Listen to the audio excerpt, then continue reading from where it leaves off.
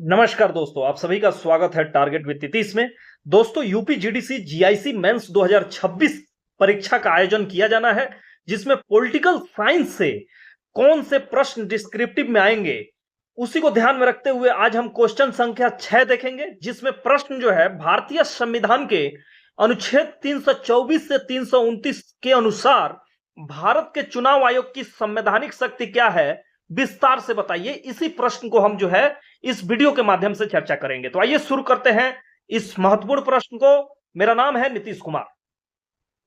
तो देखिए, आपके सामने मेंस की कॉपी है यूपीपीसीएस की, मैं उसी में आंसर लिख रहा हूं। भारतीय संविधान के अनुच्छेद 324 से 329 के अनुसार भारत के चुनाव आयोग की संवैधानिक शक्ति क्या है, विस्तार से बताना है। तो सबसे पहले, जैसा कि हम पहले भी उत्तर में डिस्कस कर चुके हैं कि परिचय लिखेंगे, तो परिचय जो है एक शानदार होना चाहिए। जैसे किसी भी लोकतांत्रिक देश में लोगों के विचारों की अभिव्यक्ति का सबसे सशक्त माध्यम चुनाव प्रक्रिया होती है। भारतीय संविधान के भाग 15 अनुच्छेद 324 से 329 में देश में स्वतंत्र, निष्पक्ष और लोकतांत्रिक चुनाव सुनिश्चित करने के लिए भारत के चुनाव आयोग को व्यापक संवैधानिक शक्तियां और जिम्मेदारियां दी गई हैं। ठीक है, तो ये हो गया परिचय। अब हम मुख्य पार्ट पे फोकस करेंगे। तो मुख्य भाग में हम क्या करेंगे, भारतीय संविधान द्वारा चुनाव आयोग को अनुच्छेद 324 से 329 तक व्यापक शक्तियां दी गई हैं। अनुच्छेदों के अनुसार चुनाव आयोग की शक्तियों और कार्यों का वर्गीकरण निम्नवत है। तो इसमें हम क्या करेंगे, आर्टिकल 324 से लेकर 329 तक विस्तार से देखेंगे।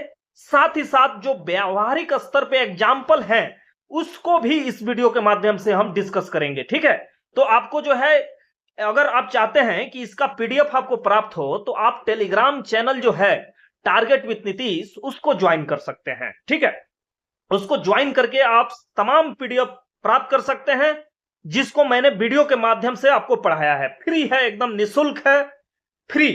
ठीक है, तो आइए शुरू करते हैं।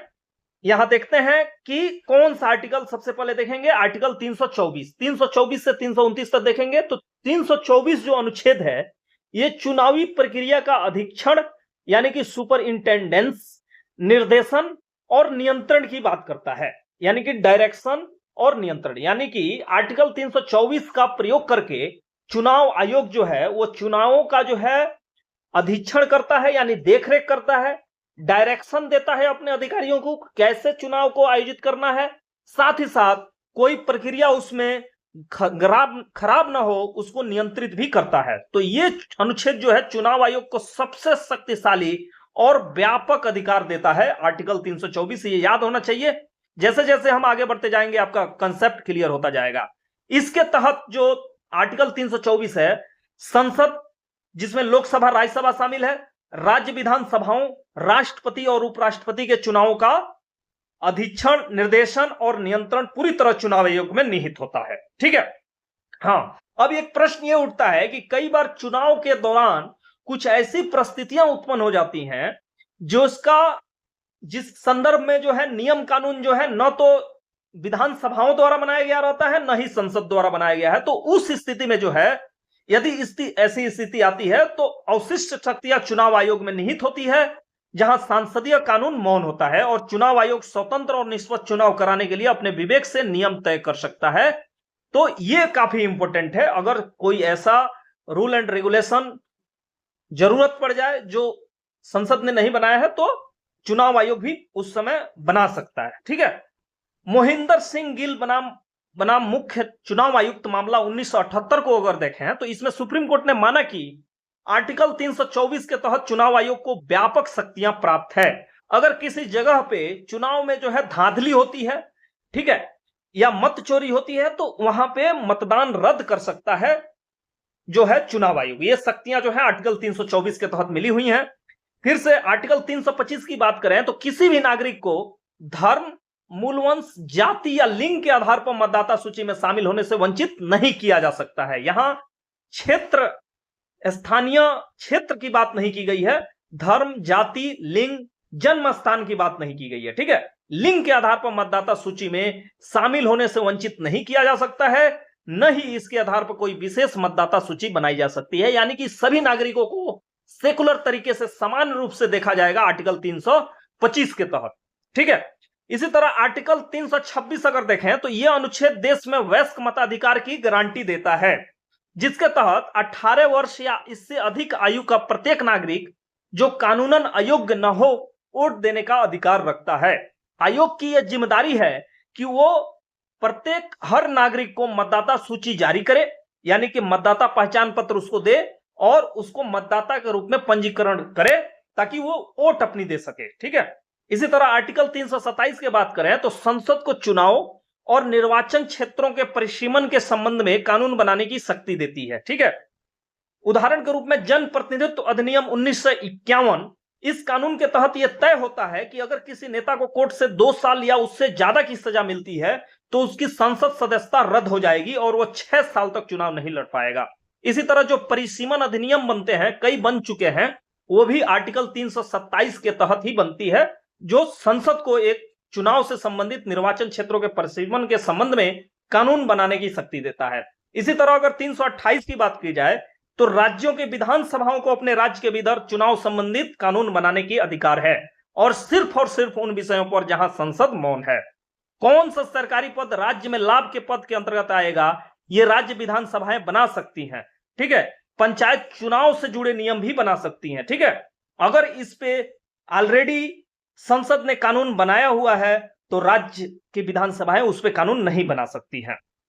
ठीक है। तो एक तरह से आप कह सकते हैं कि विधानसभाएं कोई अधिकार जो है काफी सीमित है, वो उन्हीं विषयों पर कानून बना सकती हैं जिसपे संसद का कानून मौन हो। ठीक है। आर्टिकल 329 न्यायिक हस्तक्षेप पर रोक लगाता है और चुनाव को संपन्न कराने में चुनाव आयोग को महत्वपूर्ण भूमिका देता है। जैसे कि मान लीजिए निर्वाचन क्षेत्रों का परिसीमन हो रहा है या सीटों का आवंटन से जुड़े कानून को किसी भी अदालत में चुनौती नहीं दी जा सकती है। चुनावी प्रक्रिया शुरू होने के बाद अदालतें इसमें बीच में हस्तक्षेप नहीं कर सकती, सिर्फ चुनाव संपन्न होने के बाद ही हाई कोर्ट या सुप्रीम कोर्ट में चुनौती दी जा सकती है। तो यह हो गया आर्टिकल 329। अब प्रैक्टिकल लेवल पर देखें तो चुनाव आयोग की शक्तियों का व्यवहारिक उपयोग जो सब कोई हम लोग देख रहे हैं, मॉडल कोड ऑफ कंडक्ट जो लगता है, जिससे जो है आचार संहिता आप लागू करते हैं, जो कब तक जो है चुनाव प्रचार बंद कर देना है, क्या क्या प्रतिबंधित है, कितने लोग शामिल होंगे रैली में, ये सब जो है मॉडल कोड ऑफ कंडक्ट के द्वारा जो है आपका लागू होता है। ये चुनाव आयोग लागू करता है अपने शक्तियों का प्रयोग करते हुए। इसी तरह राजनीतिक दलों को मान्यता देना और चुनाव चिन्ह आवंटित करना भी चुनाव आयोग की शक्तियां हैं। एक है सलाहकारी शक्ति। आर्टिकल 103 के तहत अगर कोई जो है लाभ का पद धारण किया हुआ है कोई भी एमपी, तो वो राष्ट्रपति को जो है चुनाव आयोग उसके मामलों की जांच करके राष्ट्रपति को सलाह देता है और राष्ट्रपति के लिए बाध्यकारी होता है। ठीक है। और उसको जो है वो अयोग्य घोषित कर सकता है। जबकि अपवाद क्या है, दल बदल के आधार पर स्पीकर को ही ये अधिकार है। ठीक है। 2006 में जया बच्चन के मामले में उनको अयोग्य घोषित किया गया था। ठीक है। इसी आधार पे। ठीक है। इसी तरह आर्टिकल 192 के तहत राज्यपाल को वह सलाह दे सकता है किसी विधायक के सदस्यता के संदर्भ में, अयोग्यता के संदर्भ में। जैसे हेमंत सोरेन मामला 2022 के संदर्भ में जो है बंद लिफाफे में चुनाव आयोग ने सलाह दिया था राज्यपाल को, और ये जो है बाध्यकारी होता है, ये ध्यान में आपको रखना चाहिए। ठीक है। ये जो है आपको शक्ति जो है बाध्यकारी होता है। 103 आर्टिकल 192 याद होना चाहिए। ठीक है। आपको एकदम याद होना चाहिए। ठीक है। हाँ। और अयोग्यता का निर्धारण जो है 102 आर्टिकल 1 के तहत किया जाता है और ये जो है 191 1 के तहत किया जाता है। ये भी ध्यान में रखना चाहिए। ठीक है। अब आइए निष्कर्ष देख लेते हैं। भारतीय संविधान चुनाव आयोग को उपरोक्त अनुच्छेदों के माध्यम से एक महत्वपूर्ण संवैधानिक तंत्र के रूप में स्थापित करता है। इसके कारण चुनाव आयोग लोकतंत्र की सुरक्षा कवच के रूप में काम करता है। तो ये रहा दोस्तों आज का महत्वपूर्ण एपिसोड, जो आपको आंसर राइटिंग में काफी मददगार साबित होगा। इस एपिसोड से दीजिए इजाजत। नमस्कार।